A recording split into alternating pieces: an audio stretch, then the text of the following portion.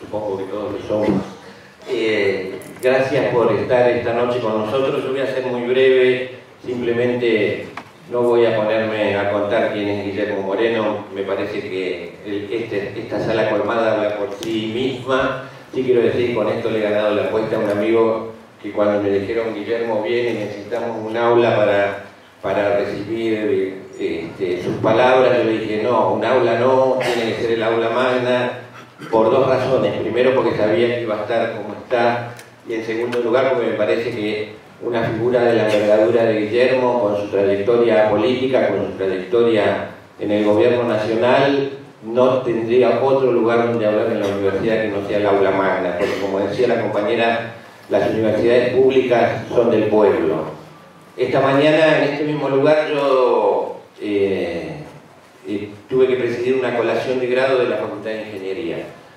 Eran chicos que estudiaron toda su carrera bajo nuestro gobierno, que tuvo un programa especial de becas para las ingenierías, que desarrolló buena parte de nuestro sistema científico y tecnológico y lo puso en el lugar que debería haber estado, que garantizó el presupuesto para las universidades nacionales, que hizo el primer convenio colectivo de trabajo para los docentes universitarios, y pensaba qué suerte que tuvieron estos chicos que pudieron hacer su carrera universitaria en un ámbito de respeto, de reconocimiento público, no solo del pueblo argentino, que siempre lo ha tenido en su corazón, sino de los aparatos del Estado, que reconocían que no puede haber un desarrollo de una nación, ni puede haber una sociedad menos desigual si no hay un desarrollo fuerte de la educación superior y no hay un desarrollo soberano del sistema científico y tecnológico. Hoy, lamentablemente, todas estas cosas están en tela de juicio. Estamos afrontando cotidianamente los ataques desde todos los poderes del Estado contra las universidades públicas y contra el sistema científico-tecnológico.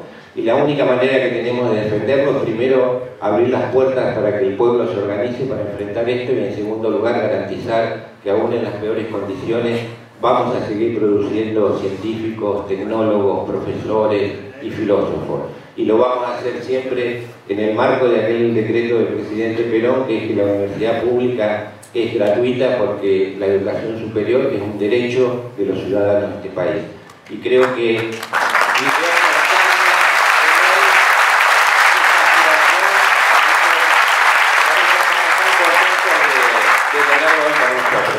pero él es quien tiene que conversar hoy con nosotros. Yo ya hablo muchas veces con muchos de ustedes. Muchas gracias. Ante todo, muchas gracias. Más allá de todos los compañeros que me han dado esta oportunidad, sí trabajo en el oeste ya hace 8 años, y por ahí hay mucha gente que trabaja en el oeste, en el este de Neuquén, que en estos últimos años por ahí estamos apareciendo un poco más, y que estábamos antes un poco más en la sombra tal vez, y ahora estamos como resurgiendo porque estamos viendo cada día la falta del Estado en nuestra provincia y en todo el país. Pero por ahí nosotros que trabajamos acá lo estamos viviendo día a día. Y creo que, más allá que siempre fui peronista desde joven, nunca milité muy fuerte, con muchas condiciones. Pero creo que es el momento de que nosotros tomemos el protagonismo. La gente del barrio, el pueblo, es lo que más sufrimos y más vemos día a día lo que está pasando, que no nos vengan a contar. Todo el mundo va, siempre que hay campaña, todos decimos siempre lo mismo, es lo que decimos la gente del barrio, no. Entonces nosotros tenemos que empezar a hablar con los vecinos y empezar a organizarnos, empezar a unirnos, porque es la única manera, compañeros. Si no nos unimos, no vamos a volver a ser gobierno y no vamos a volver a tener el poder. Así que yo desde mi humilde lugar hago día a día lo poco que puedo y sé que se puede. Y sé que vamos a volver. Así que nada más que gracias por esta oportunidad de participar en esta mesa. Buenas noches.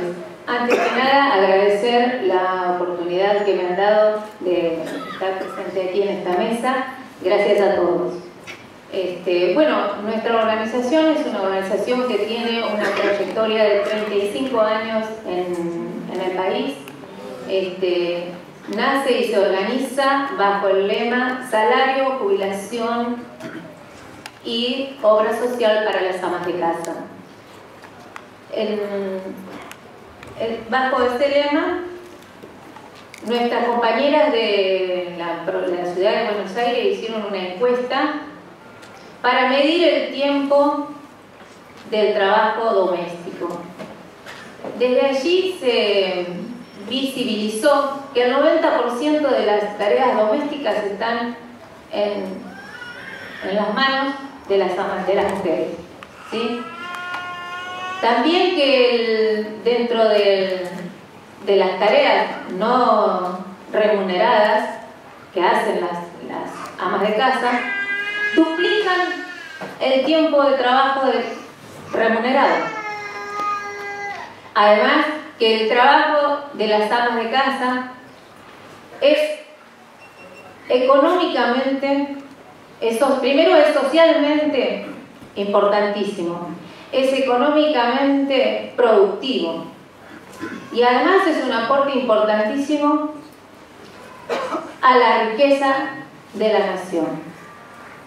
Entonces, nosotros en estos tiempos donde tenemos que remar en contra de la corriente, porque nos encontramos con un gobierno que lo primero que hizo fue atentar contra la mesa familiar, porque al aumentar el precio de los alimentos está atentando contra la unidad familiar, porque todos sabemos que cuando está en escasez la comida, las mujeres, las amas de casa, somos las primeras que vamos a salir a buscar como sea. En nuestra provincia nos encontramos con que en enero del 2017, por ejemplo, se cierra una fábrica de textil Neuquén y las mujeres tomaron al frente la defensa de esa fábrica y se pusieron a trabajar ahí en ese lugar. Un ejemplo de esas mujeres. Nosotros, las amas de casa, vamos a estar siempre al lado de aquel que defienda nuestro trabajo, el trabajo de nuestras familias. Ahora tenemos otros ejemplos que todos sabemos. ¿Qué ocurre? No tenemos certeza de si los integrantes de nuestra familia van a continuar o no en sus trabajos. Un ejemplo es, por ejemplo, la ENSI. Las están amenazando. Tenemos compañeras cuyos esposos trabajan allí y es un sufrimiento cotidiano estar pensando en que si a fin de mes seguimos teniendo o no el ingreso que nos corresponde. Sabemos que cuando hay una necesidad, surge un derecho. Las amas de casa vamos a estar al lado de quienes defiendan esos derechos. Tenemos la responsabilidad de construir unidos un cambio. Así es que, compañeros, creo que todos unidos podemos lograr revertir este modelo que lo único que quiere es tenernos a todos de rodillas, a todos con la cabeza baja. Gracias, creo que eso es lo que tenemos que hacer, trabajar unidos y al lado de aquellos que nos digan que van a defender los derechos de los trabajadores, la mesa familiar y los derechos de las mujeres. Bueno, buenas noches a todos y a todas. Y quiero aclarar algo. Yo no soy el secretario general, vengo en reemplazo del compañero Chucho Duarte, que sí es el secretario general. Yo solamente soy el secretario de capacitación del gremio.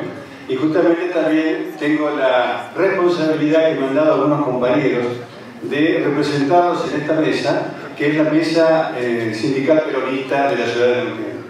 En esto están los gremios de la Unión Agraria Metalúrgica, ACTRA, el secretario general de locutores, está Vigilancia, están los compañeros de farmacia, los compañeros, somos 13 gremios en total, y líneas internas de gremios como Centro Privado de Comercio, que también están jugando dentro de lo que es el peronismo, para que justamente los sindicatos hoy podamos realmente reagruparnos y trabajar en pos de la unión del peronismo. Hoy los gremios nos tenemos una gran responsabilidad, que no es solamente defender el derecho del trabajador, sino también la obligación de capacitarlo. Y aparte de esto nos encontramos como muchos de los gremios en los cuales estamos participando, tenemos muchos puntos en común. Y que hoy justamente lo que bien decía el decano, justamente era por esto, que las empresas nos están apretando a nuestros compañeros delegados de los distintos sectores para que justamente no se hagan las asambleas y muchas veces para que renuncien a la afiliación de los gremios. Entonces también tenemos esa complejidad a la cual le tenemos que dar contención. Entonces tenemos esta realidad que estos oligarcas hoy por hoy, con este empoderamiento que les han dado a estas multinacionales y a estos empresarios, que justamente están atentando contra la estabilidad laboral del pueblo argentino. Y donde vemos a diario como muchas empresas hoy se están cerrando justamente por el egoísmo y la total tiranía que tiene esta oligarquía que siempre ha estado en el lugar del poder. Hoy por hoy no nos sentimos tan cobijados, ya que hoy no tenemos el gobierno, pero lo vamos a tener, porque propiciamos justamente de tratar de unirnos dentro del Partido Justicialista, en la parte política, para trabajar en pos de la unidad del movimiento obrero. El movimiento obrero, el combinado, somos la columna vertebral del Partido Justicialista, porque de ahí partimos y de ahí nacimos. Entonces, hoy por hoy debemos estar todos unidos. Es hora de que dejemos nuestros intereses personales, nuestros egoísmos, nuestro personalismo y que realmente empecemos a trabajar en pos de la unidad del Partido Nacional Justicialista. Hemos tenido referentes importantes dentro de lo que es el movimiento nacional, como es, por ejemplo, el compañero aquí presente, Guillermo Moreno, que ha sido un militante político que ha tenido la capacidad y la solvencia de plantarse ante las multinacionales y decirle que nos están robando y saqueando el país. Y esto tiene mérito justamente porque viene una doctrina peronista que es la que nos dejó el general Perón. Y por esto estamos hoy, la mesa hoy sindical de la ciudad de Neuquén, a unirnos justamente para trabajar en pos de la unidad del peronismo. Nada más, compañeros. Gracias y gracias a todos por estar. Primero decirles, veo que están algunos parados y afuera y acá hay un poco más de lugar. Y aunque no estén cómodos, estén sentados, es importante que todos podamos estar. Porque si hay algo fundamental para el peronismo, compañeros, es no estar cómodos, sino estar todos. Y esto es fundamental en cualquier construcción que tenemos que hacer. Tenemos que estar todos adentro, aunque no sea la manera más cómoda. Le pedimos a la compañera que me presente que me agrande un poco para que vos, Guillermo, piense que en Neuquén estamos haciendo las cosas bien, pero más allá del chiste creo que los neuquinos estamos haciendo las cosas bien, que hoy me toca a mí representar lo que haría cualquiera de los que están acá presentes en mi lugar, sin lugar a duda. Lo que me toca a mí decir en el Congreso tiene que ver con cada una de las charlas y los encuentros que hacemos con los compañeros. Y la verdad que a mí ya me escuchan bastante, así que han venido a escucharte a vos, pero no puedo dejar de avalar y de impulsar esta unidad. Hoy militar no es una opción, hoy es una obligación. Para todo peronista bien parido es una obligación estar militando, estar hablando con cada uno de los vecinos de Neuquén en pos de la construcción de un proyecto nacional. Nosotros tenemos bien claro que no somos una isla, pero también tenemos muy claro que la mejor manera de aportar al proyecto nacional es ganar el territorio. Y esta es la única provincia que nunca hemos sido gobierno, y Guillermo, vamos a ser gobierno en la provincia de Neuquén, porque para resolver los problemas de la productiva que se haga gobierno, sin lugar a dudas. Y además también hay que decirlo hoy, que tiene problemas mi provincia, y este es un mensaje claro y concreto: los docentes no son el problema, son parte de la solución, y en esto tiene que entender el gobernador que intenta ser el mejor alumno del peor presidente. Tiene que entender que hoy en Neuquén no la estamos pasando bien, a pesar de que los neuquinos entiendo que estamos haciendo mejor que nunca las cosas. Y en esa unidad está mucho de nuestro futuro, está mucho de nuestros derechos, está mucho de nuestras oportunidades. Unidad que por supuesto no es fácil, pero es obligación de los compañeros, primero abrir las puertas a todos los sectores del peronismo, luego, como decía el compañero Lillo, siendo la columna vertebral, empezando por los sindicatos que también son importantes que estén caminando junto a nosotros y nosotros junto a ellos, porque la representación no está lo que podamos hacer solamente en el Congreso. Este miércoles hay una posibilidad de mostrar algo que es importante de ahora en más y que tenemos que tener claro. No le podemos pedir más cosas a un gobierno que no tiene plan B, que sabemos que gobiernan para 4 o 5 millones de argentinos cuando acá somos muchísimos más. Entonces a quien le tenemos que pedir la responsabilidad de pararnos donde corresponde es a la oposición. Primero unida, una oposición organizada, una oposición que sea para el 2019 un proyecto político que le ponga límite a esta voracidad macrista. Y esto es lo que vamos a construir, esto es lo que vamos a aportar, Guillermo, en el Neuquén, una unidad primero del peronismo y luego del resto de los sectores que entienda que la única manera de defender nuestros derechos, nuestros puestos de trabajo, como bien vos decías hoy, hay una sola clase de hombres y mujeres que son los trabajadores y las trabajadoras, y eso lo tenemos muy claro en Neuquén. Gracias a todos por estar, gracias Guillermo, venía a prestigiar no solamente esta casa, sino un pueblo neuquino que cada día que pasa extraña más Moreno en el lugar que estaba, pero seguramente hoy, esta noche, nos va a dejar mucho hilo por cortar, muchas líneas que seguir, y no tenga duda que de cara al 2019 vamos a hacer una construcción concreta, contundente, competitiva electoralmente, pero que aporte un proyecto nacional de un país que vaya para adelante. Gracias, compañeros. Gracias a todos.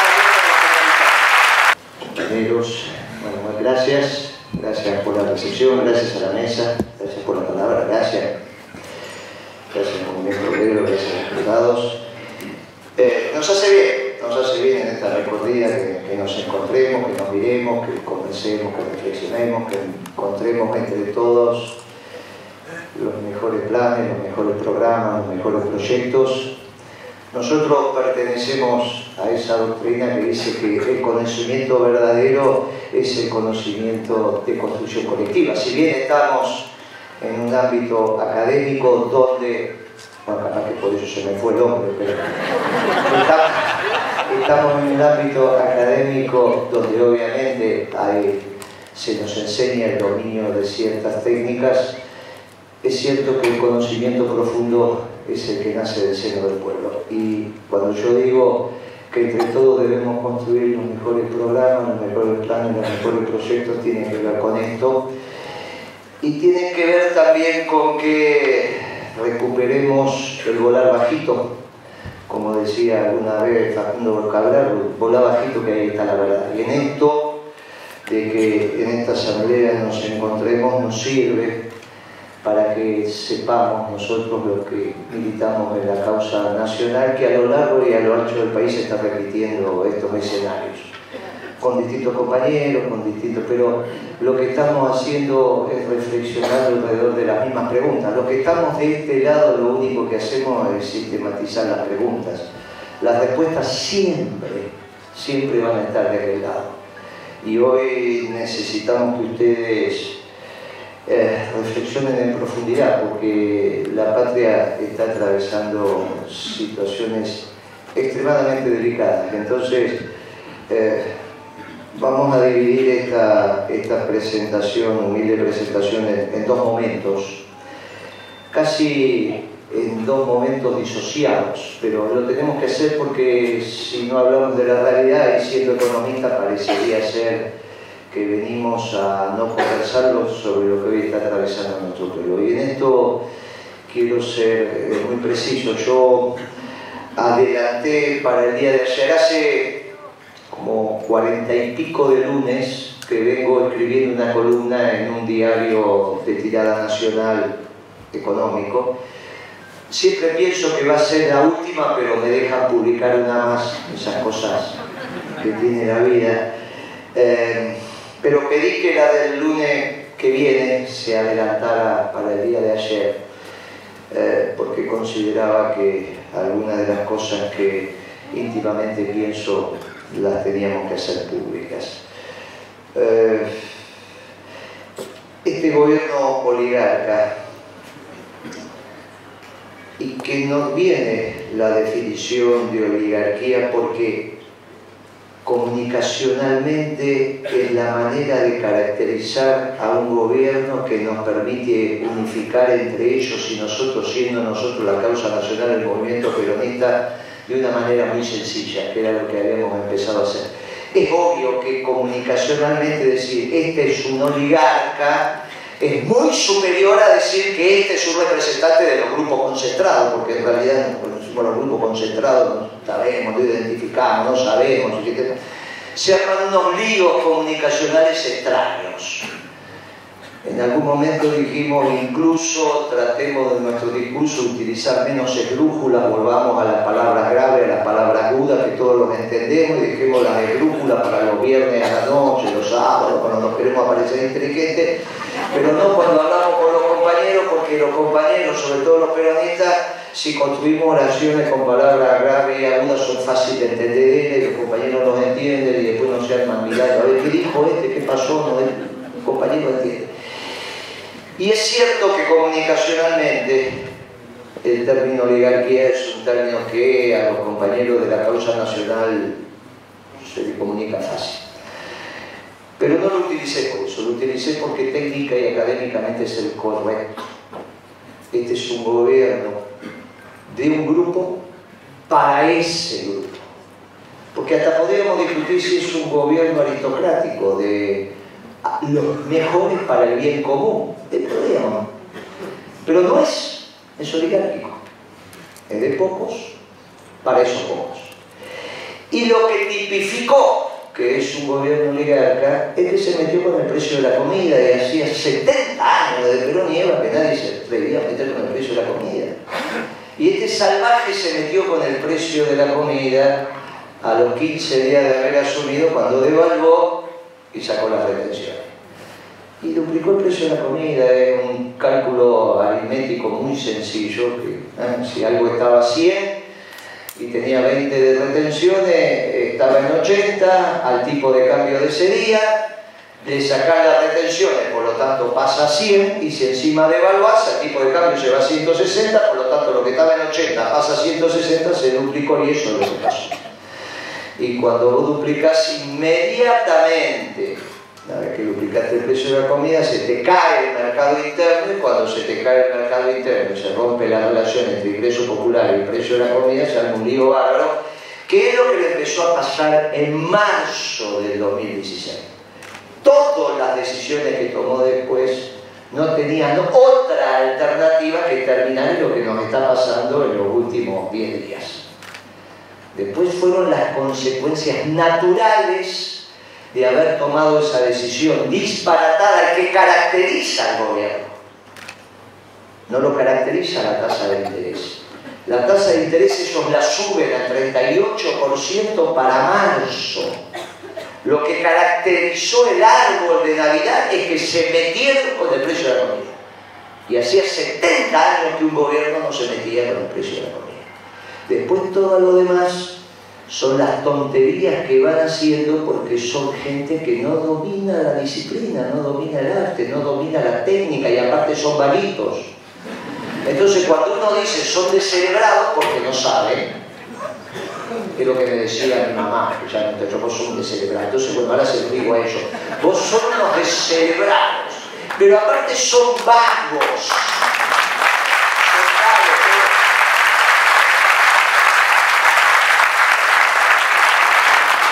Yo los conozco, la mayoría han pasado por mi despacho. Y hoy contaba una anécdota con el rector, que amablemente me recibió, y le decía, por ejemplo, el secretario de Hacienda de Macri en su jefatura en la ciudad de Buenos Aires, hoy es el intendente de Lanús. Más de una vez me vino a ver a las 7, 8 de la noche, vestido de blanco.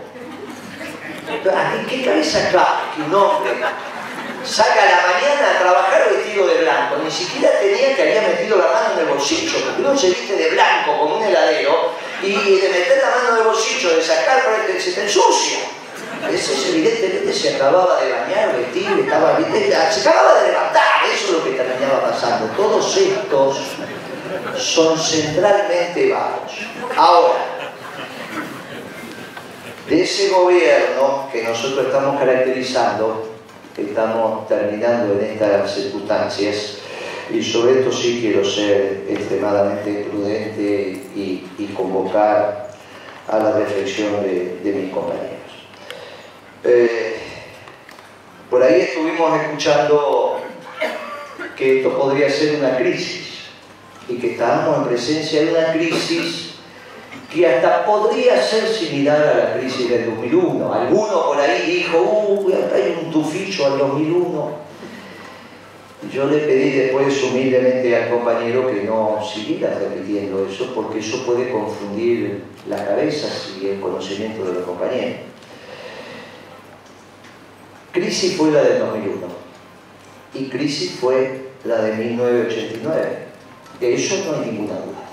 En 1989 ese gobierno radical había generado un déficit fiscal de una envergadura tal que llegó a ser 12 puntos de diferencia del PBI, que había el déficit medido en el denominador del PBI, en el numerador del déficit, y eso da la proporción, por eso 12 puntos del PBI, de gastos del sector público consolidado sobre los ingresos que el propio sector público consolidado recibía mensualmente. El gap entre ingresos y egresos, 12 puntos del PIB. En ese momento, Alfonsín se fue. ¿Cuándo se fue Alfonsín? Y Alfonsín se fue cuando su secretario de Hacienda le dijo, hoy no entró plata. Porque todos los días entra plata al Estado. Todos los días estamos pagando impuestos y todos los días abrimos la caja y tiene que estar la moneda. Cuando llamó y le dijeron, che, ¿hoy cuánto entró? Hoy no entró nada. Bueno, me parece que llegó el momento, sí, pues tenés que ir. Porque la incapacidad de recaudar impuestos es obvia, tasas y contribuciones es obvio. En ese momento el déficit se espiraliza casi a infinito y estamos en una situación que hay que cambiar. Pero en el momento previo, el número fue 12 puntos del PBI, que es lo que registran las estadísticas. Hace más de un año largo que este salvaje administra la nación argentina con 11 puntos de déficit fiscal. Entonces, claro, esto ha generado entre el déficit fiscal y la monetización de ese déficit una situación bastante similar a lo que habían generado ya los radicales en 1989. En el 2001 se produce otro fenómeno. En el 2001 el fenómeno que se produce es que la Argentina no tenía competitividad externa. Esto significaba, que es lo que ustedes están vivenciando, que los precios domésticos son sensiblemente superiores a los precios externos. Eso pega en la capacidad que tiene nuestro aparato productivo para exportar y a su vez facilita que los que se dedican a la importación traigan mercadería extranjera, con lo cual el diferencial entre importaciones y exportaciones implica que necesitamos más dólares, porque en realidad estamos comprando más de lo que vendemos, y de ahí viene el tema de la deuda externa. Pero no conforme con eso, que sería la balanza comercial, le tenemos que sumar el turismo, el pago de los intereses de la deuda, los royalties, las ganancias, los fletes, los seguros, bla, bla, bla, bla, bla, y ahí llegamos a una friolera de cerca de 30.000 millones de dólares para el año pasado. Y para este año era más. Esos son los 5.5 del PBI de déficit del sector externo. Cuando se va de la Rúa, eso orillaba a los 3,5 puntos del PBI. O sea, en ese momento colapsa el plan de convertibilidad. Claro, colapsa porque ya el pongui se acaba. Llega un momento que los muchachos se quieren ir, porque si vos vas a seguir tomando crédito y no generar los recursos para pagarlo, hay un límite para esto. Eso fue el 2001 y se fue. En el 89 hubo crisis, en el 2001 hubo crisis. En este tiempo, lugar y espacio se están juntando los dos fenómenos macroeconómicos que tipificaron ambas crisis por separado. La suma de dos crisis no da una crisis. Y esto, porque si no, las palabras las usamos sin la precisión que las palabras tienen. Entonces yo digo, los radicales matan con culpa, los oligarcas matan con gusto. Y entonces un periodista me dice, usted me está diciendo figurativamente. No, chiquito. Las palabras son las palabras. Esto bombardearon la Plaza de Mayo, todo. Les gusta matar. Son oligarcas. La hicieron con sangre. Empezaron allá después de Casillas y van a seguir. Por eso digo hay que cuidar a nuestra dirigencia. Entonces, las palabras son las palabras. La crisis del 89 fue una crisis. La crisis del 2001 fue una crisis. La sumatoria de ambas consideraciones en tiempo, lugar y espacio no da una crisis, porque entonces nos parecería que es similar a lo que está pasando hoy en el 89 para los que somos más veteranos, en el 2001 los que son más jóvenes. Y entonces hasta alguno puede pensar que es hasta una aventura que dura 15 días, 10 días, que en vez de 5 presidentes vamos a tener 7, qué sé yo, una cosa así. Y bueno, qué interesante, che, vamos a vivenciarlo, así la contamos. Uno empieza, y entonces lo primero que uno trata de explicar es, no, mire, la sumatoria de dos crisis da una supercrisis, que ya no es lo mismo. Pero a su vez, nosotros en el 89, al margen de lo que consideremos sobre las políticas que luego aplicamos, ya se habían producido las elecciones. Por lo tanto, afrontamos la crisis del 89 con un presidente electo.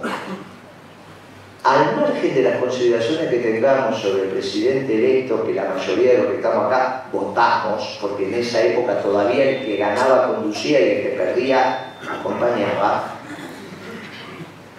no tengo duda que la inmensa mayoría, después la inmensa mayoría acompañamos, teníamos un presidente electo que encauzó la situación. En el 2001 tuvo el peronismo una figura que acababa de ganar en la provincia de Buenos Aires su senaduría, que era Eduardo Duhalde, que tenía voz de mando sobre el conjunto de la dirigencia peronista. El compañero se sentaba en la cabecera de la mesa, decía, bueno muchachos, silencio, y los muchachos se callaban. Y esto no es un tema menor. Ni en la familia, cuando la abuela o el jefe de familia dice, bueno muchachos, basta, ahora a comer, y todos se ponen a comer, y entonces la familia se mantiene unida, y mucho menos en la política, donde cuando un muchacho que primero entre los pares dice, bueno muchachos, basta, silencio, empecemos, y todo se calla, ninguno de los dos hoy oferta peronismo, ni estamos en condiciones de ofertar de cortísimo plazo uno de los dos en términos de un presidente electo, ni un primero entre pares que pida silencio y haga caso.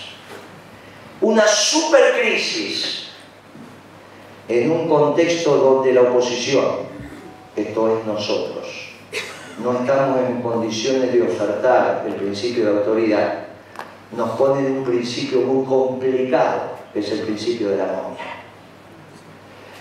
Con 60 kilómetros de distancia, que es lo que mide el Canal de la Mancha, un pueblo, el inglés, tenía que administrar la reproducción ampliada del capital que se generaba endógenamente en su economía. Esto es los negocios que hacía.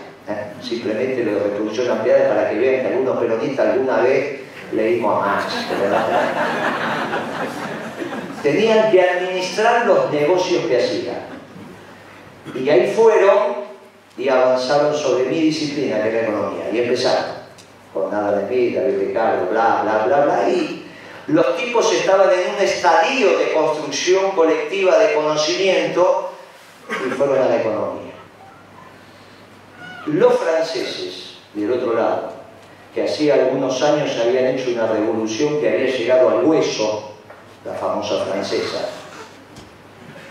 famosa, después de Napoleón y demás, seguían sin encontrarle el agujero al mate, avanzaron por otro lugar y desde el concepto de anomia fueron hacia la sociología y encontraron la manera de organizarse, pero previo tuvieron que describir ese concepto, y ese fue Durkheim.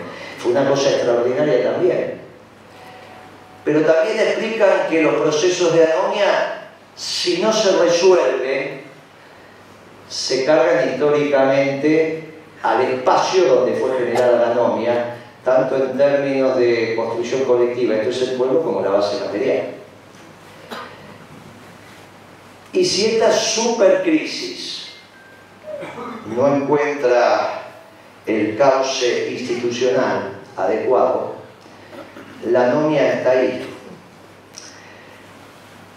Y la anomia se va a expresar en la ruptura de las cadenas de comercialización.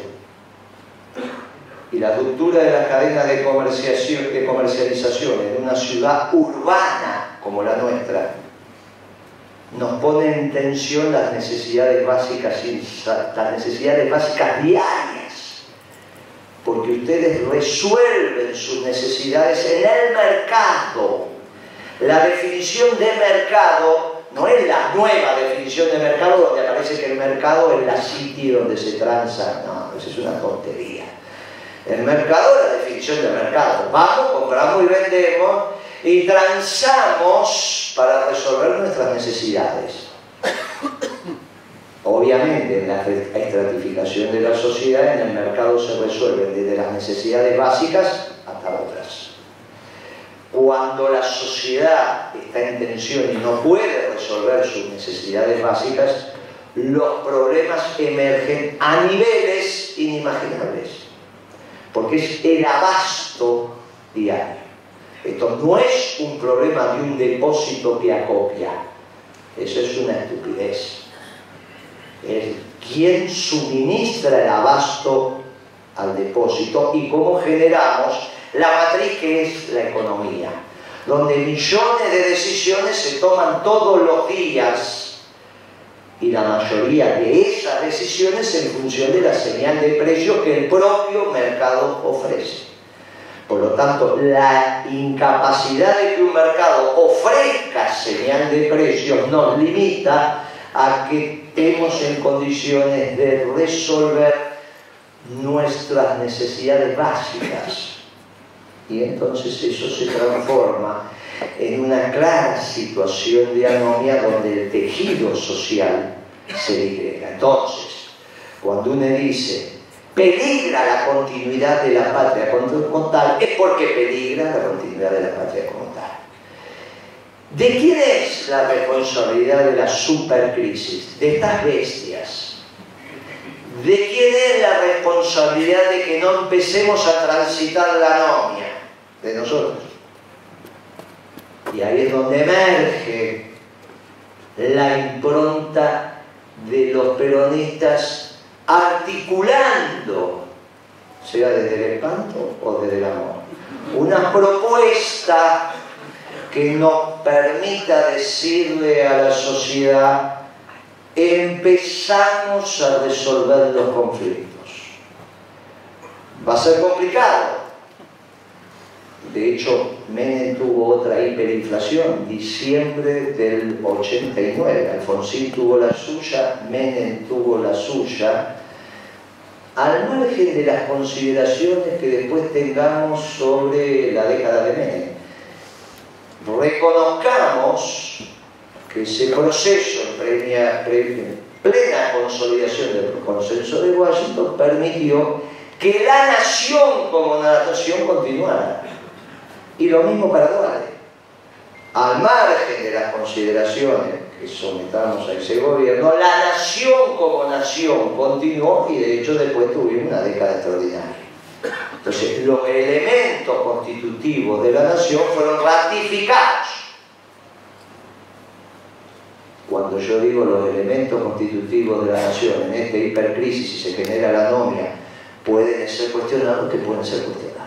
Entonces, el tránsito del peronismo hacia la unidad vuelvo a decir, por amor o por espanto, es imperioso comenzar a transitarlos en estos días. No está pidiendo 60, 90 días a los muchachos, se los pedí el viernes pasado, previo a los 4 días de feriado. Dije, miren, las señales están claras. Piensen estos 4 días porque vuelven a abrir los mercados el miércoles. Y ellos contestaron como contestan siempre, yéndose de vacaciones. Uno se fue a Miami, el otro se fue a Chapalmaral, el otro estuvo por ahí, no se juntaron, pensaron que los hechos se ordenaban por la naturaleza de los acontecimientos. Y por la naturaleza de los acontecimientos fue lo que pasó el miércoles y el jueves. Y hoy están cantando victoria porque dicen contuvieron, pero son una cosa increíble. Pero ¿cómo van a pensar que una economía puede funcionar con una tasa de interés de 57% por plata diaria? Pero esto es una cosa no vista, es una cosa, es increíble. Bueno, ellos están, este es el nivel que tienen del dominio de la disciplina, con lo cual ya transitamos los 3 días de la semana corta y cada respuesta que fueron dando fue peor que la anterior. Esto nos dice que quizás los 60 y 90 días que necesitamos para encontrarnos sean muchos. Y entonces tenemos que acelerar los tiempos. Nosotros necesitamos encontrarnos en este esquema. Porque inmediatamente que nosotros ofrezcamos un compañero o una compañera, muy bien, en realidad el clima empieza a cambiar. Y esto lo tenemos que hacer. Y esto es imperioso que lo hagamos. Porque Dios quiera que reciban alguna iluminación y los tiempos se le empiecen a retrasar. Pero la sensación es que esto no va a pasar. Y lo único que queda después de esto somos nosotros los peronistas. Algún periodista audaz todavía me dijo, pero ¿por qué lo único que quedan es los peronistas? ¿Usted por qué dice eso? Y le digo, decime vos qué queda. Podríamos tener la propuesta de los radicales, por ejemplo, que para no pagar la factura del gas te la dan en cuotas y con interés. Sería una propuesta extraordinaria de decirle, te devolvemos la LEVAX. No te la vas a llevar ahora, te la devolvés despacito y te la vas llevando y que le hagan caso. Bueno, quedamos nada más que nosotros. Como siempre pasa a la hora de los rifles. Pero tenemos que tener claro que la voz de mando hoy no está centralizada. Y centralizar la voz de mando para ponerse la patria al hombro en un esquema de transición, después de lo que pasó en las últimas experiencias, sobre todo, no es que abundan los héroes. Cualquier compañero está entendiendo que es mucho mejor en la fila estar tercero que primero. ¿Está clarito? ¿No? Nadie va a pensar que de la Sota no quiere ser presidente. Entonces uno dice, ¿y por qué está vendiendo ropa? Está vendiendo ropa. Es un extraordinario...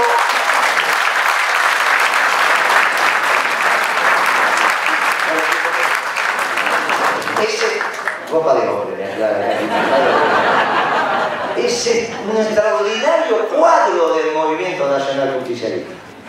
Un extraordinario cuadro. Pero tiene claro que su lugar en esta situación no es ser el primero. Pero el peronismo tiene la obligación de encontrar un primero. Tiene la obligación de encontrar un Adolfo, que hizo un extraordinario gobierno de una semana, y hasta que todos no digamos un extraordinario gobierno de una semana, no me va a parecer un Adolfo. Y yo preciso un Adolfo, porque necesito que alguien sea primero.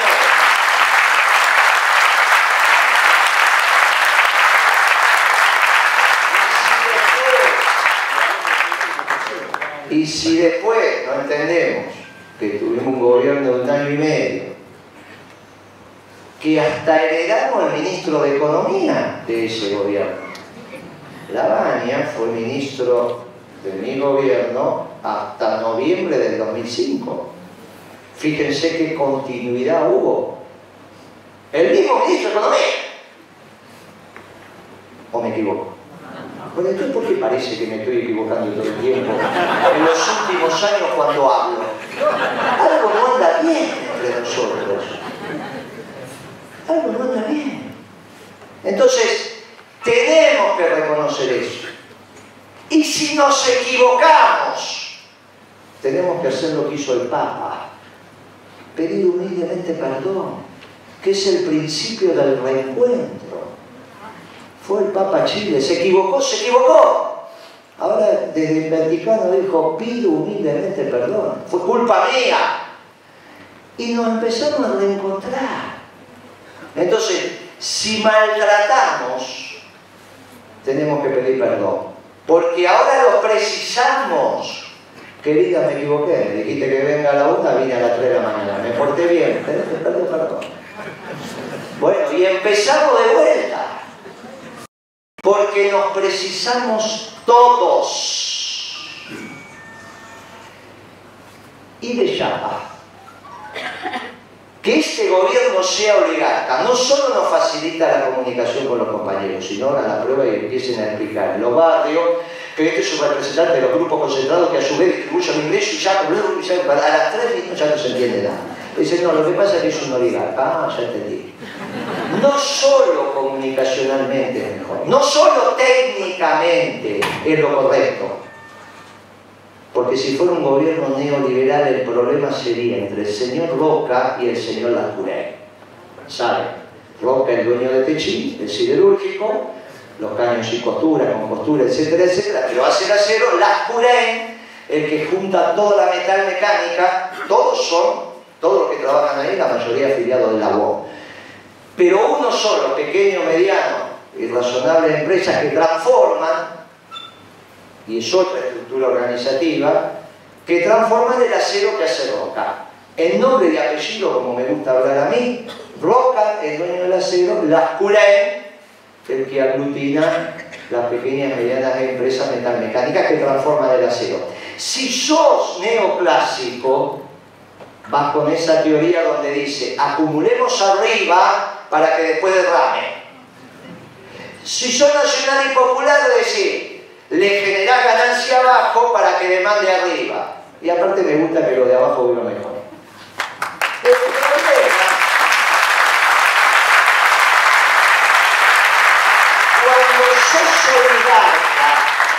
cuando sos oligarca, no te interesa ni Roca ni Lascurain. Por eso se están quejando los dos. No es que Madanes, el dueño de Alor, dice que bien que me va. No dice, muchachos. Hasta Pagani, que es dueño de fábrica de caramelos, se queja. Muchachos, se quejan todos. Cuando rasca uno un poquito, se quejan todos. Estos son un gobierno oligarca de poca familia, para ellos poco. Pero de Chapa nos dejamos de pelear con los compañeros de los 90. Porque cuando nosotros empezamos a decir, no, esto es igual que los 90, muchos de los nuestros se sienten ofendidos. Y en el límite, no sé si quiero o no ganar La Rioja, que es lo que me dijo el chico Santoro en una vez en el debate, y ya no demoró, no, yo quiero que Menem pierda. Y resulta que Menem era candidato en La Rioja y enfrente estaba el candidato de Cambiemos. Y ganó el de Cambiemos, que es Martínez, que es radical, será por eso.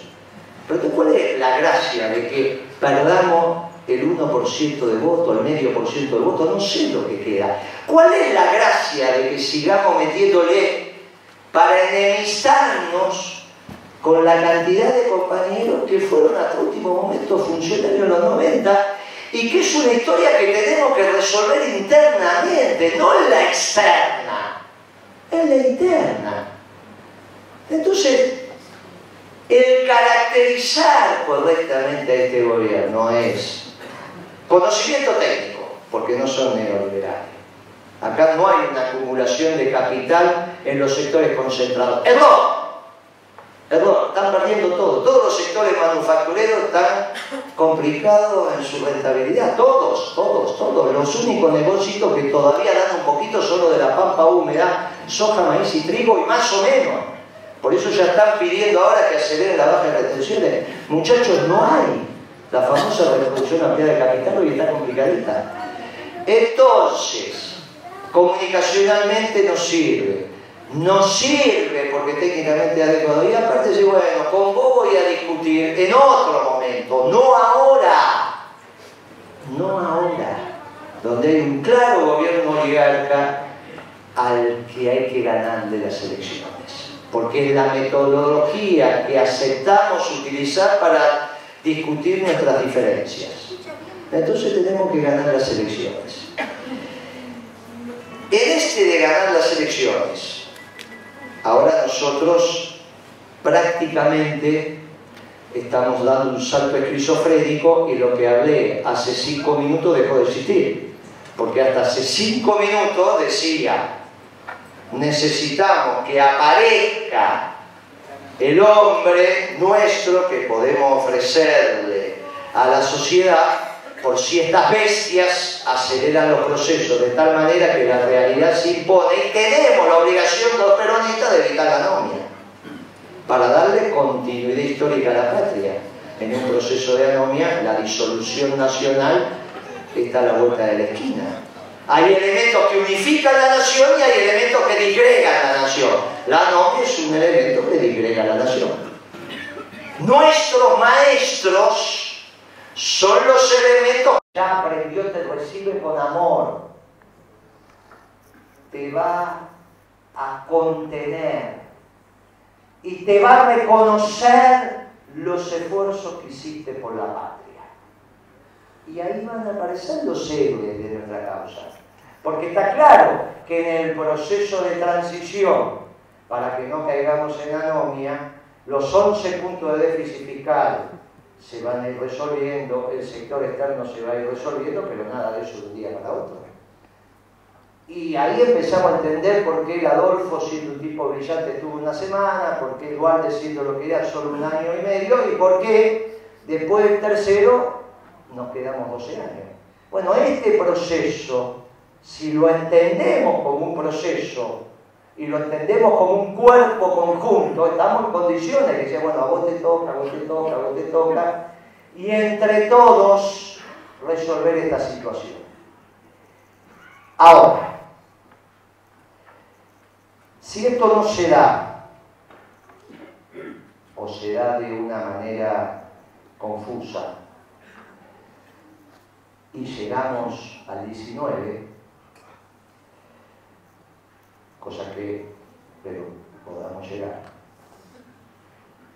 Nosotros necesitamos para el 19 y para el modelo de desarrollo permanente y sustentable que el peronismo le debe a la patria, con orientación a la producción, nosotros necesitamos también llegar con un peronismo mancomunado. Porque por primera vez estamos en condiciones de resolver la contradicción principal de nuestra patria, que Perón la enseñó hace muchos años y que nos decía que era entre el pueblo y el antipueblo, y cuando decía del antipueblo señalaba a la oligarquía. Ni Perón ni Eva tuvieron el poder, ni nosotros nunca tuvimos el poder, apenas si tuvimos el gobierno. Y entre otras cosas no teníamos el poder porque el mundo nunca nos fue favorable para que nosotros pudiéramos tener el poder. Muchos de los que estamos sentados aquí participamos de una vieja confrontación que se objetivó en Ezeiza cuando vino el general Perón en el 73. En el 72 fuimos todos juntos. Nadie le preguntaba, vos sos del comando, vos sos de la tendencia, íbamos todos a defender a Perón. Porque la ANUCE me había puesto artillería liviana en el año. En el 73 ya la cosa fue distinta. Y fuimos entre la patria peronista y la patria socialista.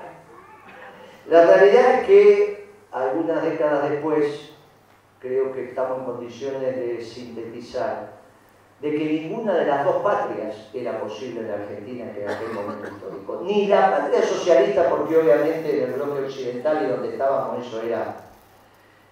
Pero tampoco la patria peronista, porque ninguno de los dos imperios iba a permitir que apareciera una patria que expresara la tercera posición.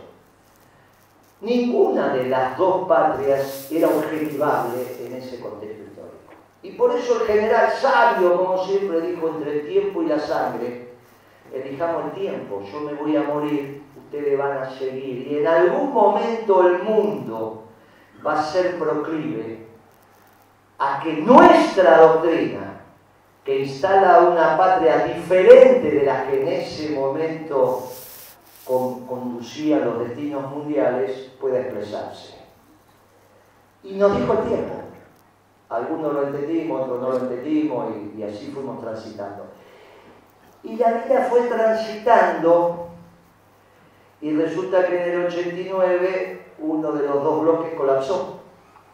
La caída del muro de Berlín colapsó una construcción de determinados gobiernos que hizo que hoy prácticamente no haya terminales en el mundo que se reivindiquen marxistas-leninistas como formación de gobierno.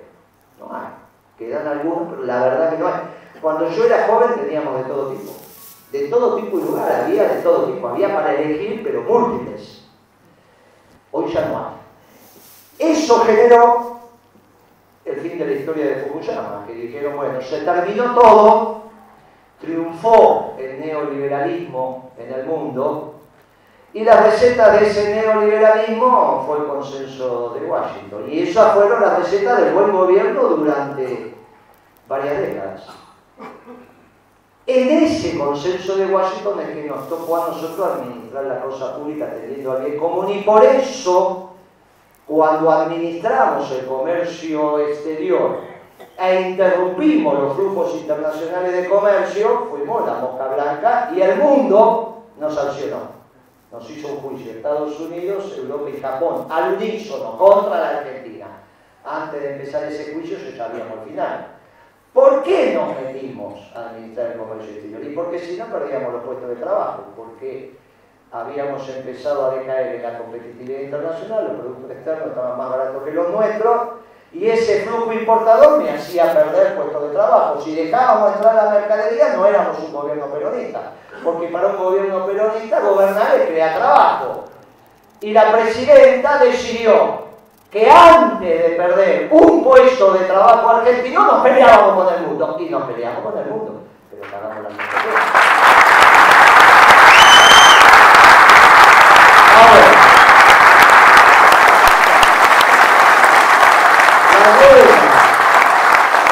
Ahora, por eso éramos el pasado, no entendíamos nada, estábamos fuera del mundo, éramos unos negritos que nos quedamos en el 45 y todo eso se vio. Íbamos contra el consenso de Washington, contra la OMC, la Organización Mundial de Comercio. Pero el mundo siguió girando, y lo que nosotros hacíamos en la Argentina en el 2012 lo empezó a hacer Trump en Estados Unidos. Y nadie le dice que es el pasado, porque aparte nadie le va a levantar la voz porque tiene no sé cuántos portaaviones, entonces esto es un lío grande. Y no es un tema menor, porque es la vinculación entre el poder de verdad, que finalmente los fierros tienen algo que ver con ese tema.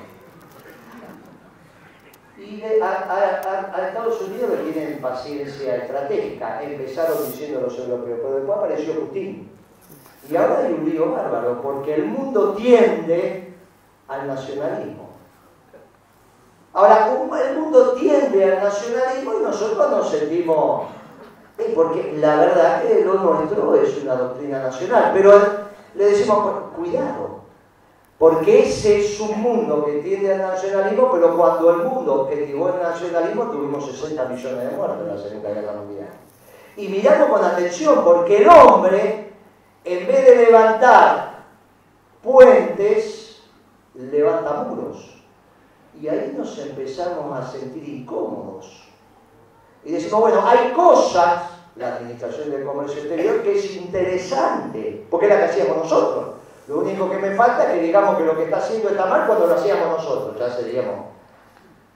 Es cierto que en nuestra fuerza política había muchos que querían que ganara la señora Clinton, que era la que auspiciaba los acuerdos internacionales.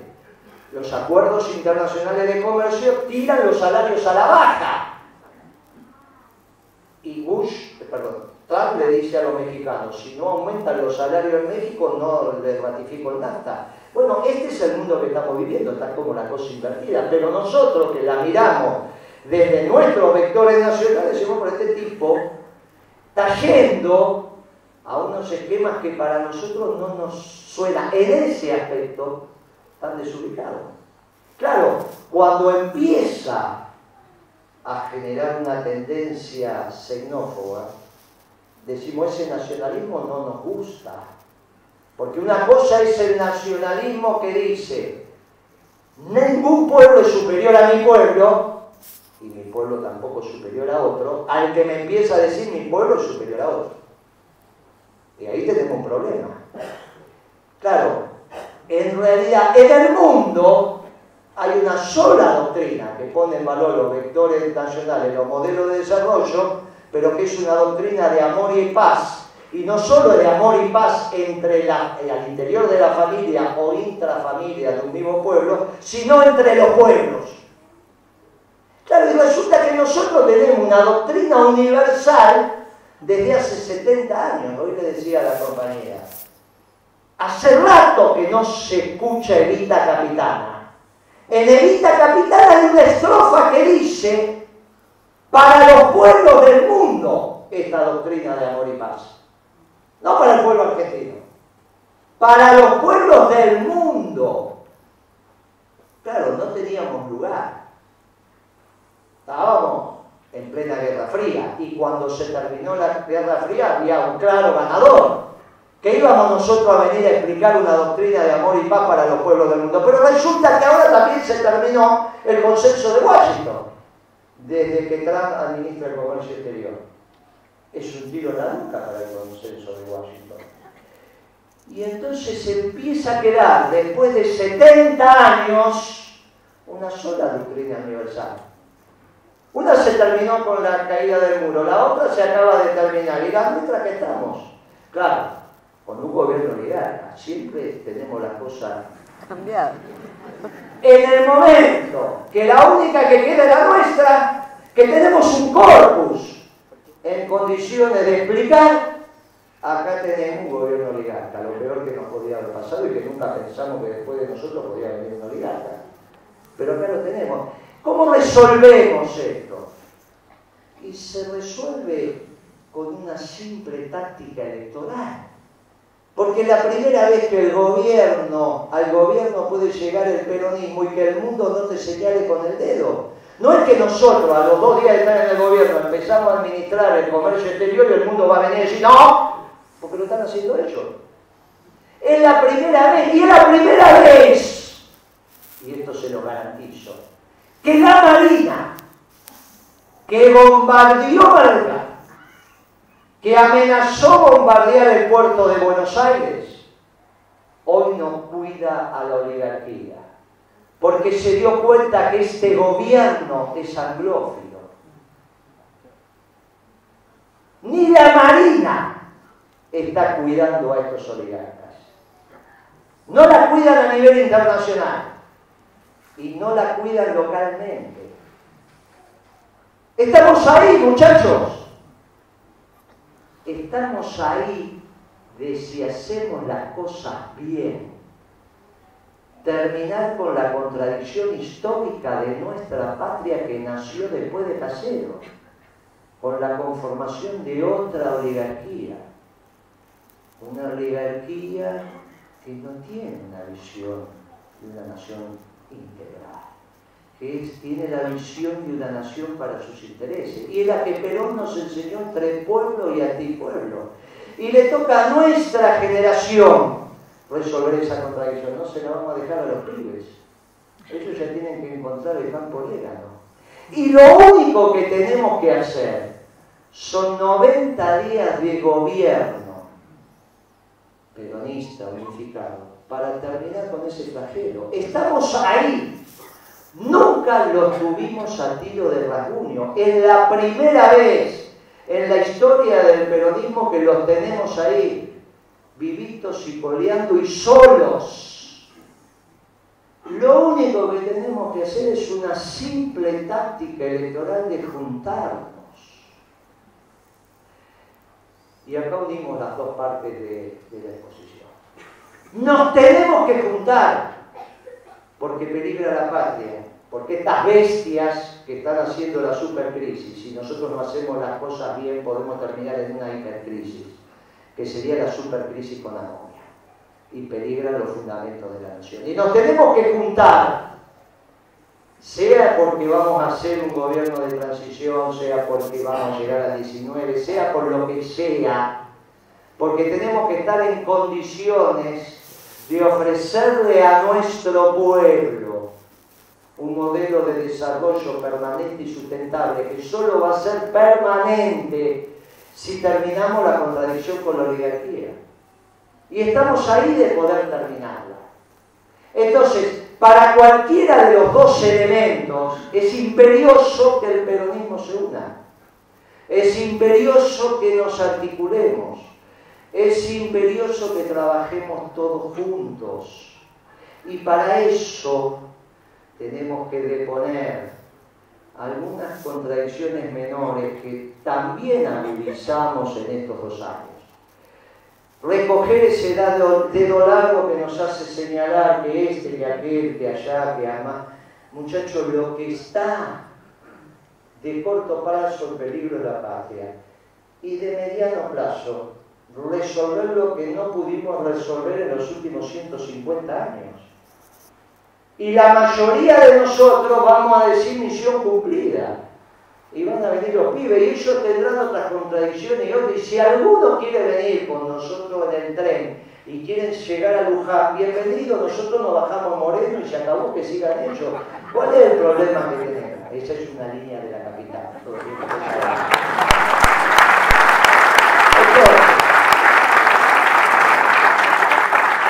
solamente se pide una táctica electoral adecuada. No repitamos lo de la provincia de Buenos Aires, es innecesario, tiene que privar la inteligencia. No puede volver a pasar que saquemos el 54% de votos pero divididos. Porque aparte tenemos el segundo problema, los radicales y los gorilas van a votar juntos. Y esos son el 40%, no, son el 37%. Miren, si ellos llegan siendo el oficialismo, 37 es 40. Miren, 37 es 40, muchachos, porque el oficialismo es el oficialismo. El que tenga alguna duda tendrá algún compañero en el movimiento obrero que lo explica.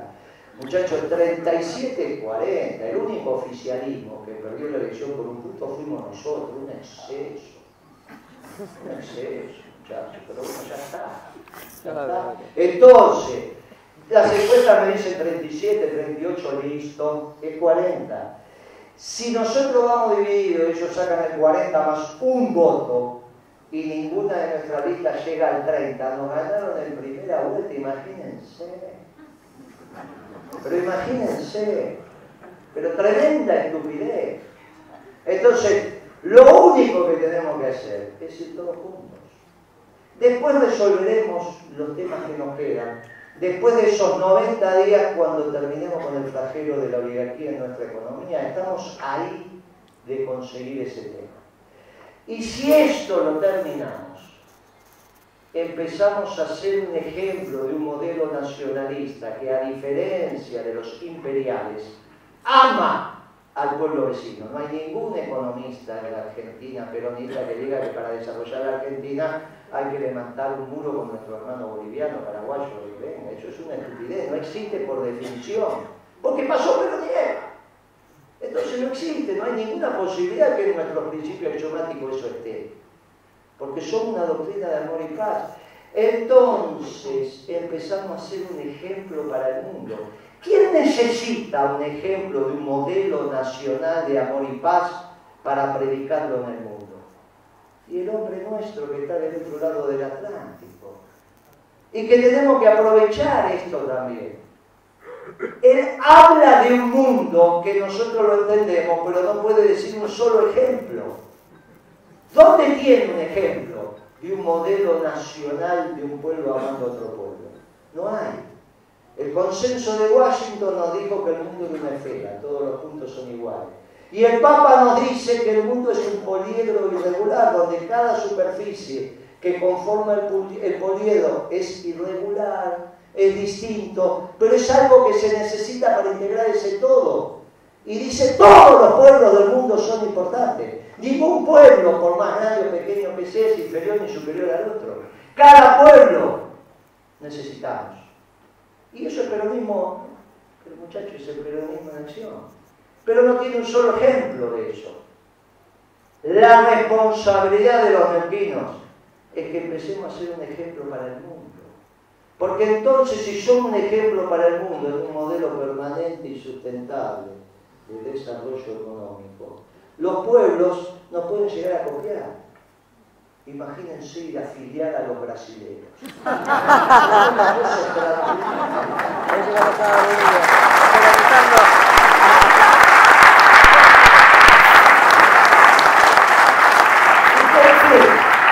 ¿Por qué vamos a parar en Brasil? ¿Por qué no vamos a llegar a los Estados Unidos y ya son...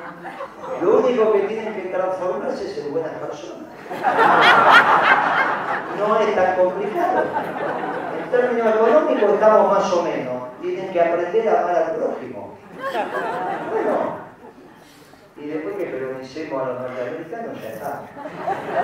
Y todo eso empezó acá. Empezó acá en el empezó en la primera.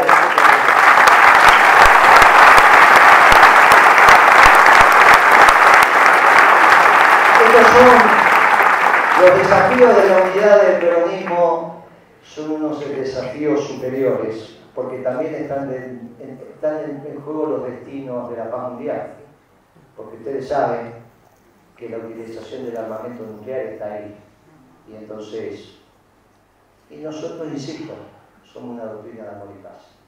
Y el Papa lo sabe, y habla de la Tercera Guerra Mundial, y le pide a los pueblos del mundo que recen en la última Pascua para que tengamos la próxima Pascua, porque él dudaba de que tuviéramos la próxima Pascua. Entonces, el desafío que tenemos es muy importante. Y lo único que tenemos que conseguir es la unidad del peronismo. Después de la unidad del peronismo hacemos un frente electoral con los progresistas, con los nacionalistas, se presentan todas las fórmulas que quieren, van a los pasos, los ciudadanos votan, los comercios, y el que gana conduce y el que pierde acompaña. Pero tenemos que empezar con la unidad del peronismo. Es muy simple y no es mucho lo que se pide. Solamente que nos querramos entre los compañeros, que nos respetemos los compañeros, que recuperemos la paz en el alma y empecemos a mirar a los compañeros con amor. Es todo lo que se le está pidiendo. Si los miramos con amor, van a aparecer los héroes y vamos a evitar la anomia. Y después vamos todos juntos, vamos a ganar las elecciones, nos vamos a comer la vida. Se va a terminar la contradicción histórica, vamos a darle a los pibes la posibilidad de que críen sus hijos en una Argentina más feliz.